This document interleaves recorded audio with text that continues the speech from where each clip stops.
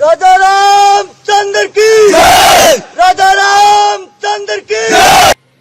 ভারতীয় সেনাবাহিনীর যুদ্ধ ক্ষমতা আরও শক্তিশালী করতে আত্মপ্রকাশ হতে চলেছে নতুন আধুনিক যুদ্ধবাহিনী ভৈরব। জানা গিয়েছে আগামী 15ই জানুয়ারি জয়পুরে অনুষ্ঠিত হতে চলেছে আর্মি ডে প্যারেডে। সূত্রের খবর, সেখানেই প্রথমবারের মতো তার ক্ষমতা প্রদর্শন করবে ভৈরব। এই বিশেষ ব্যাটালিয়নটি আধুনিক অস্ত্রশস্ত্র, উন্নত প্রযুক্তি সহ ড্রোন ব্যবস্থাপনায় বিশেষ প্রশিক্ষণপ্রাপ্ত সেনাদের নিয়ে গঠিত।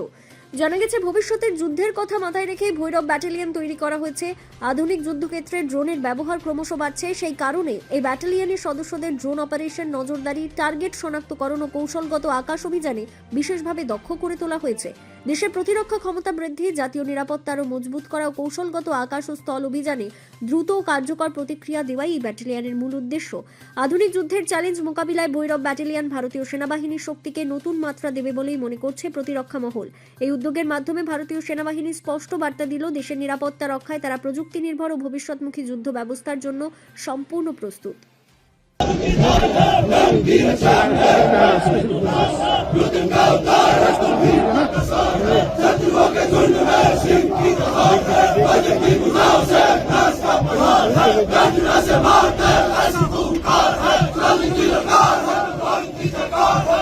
राजा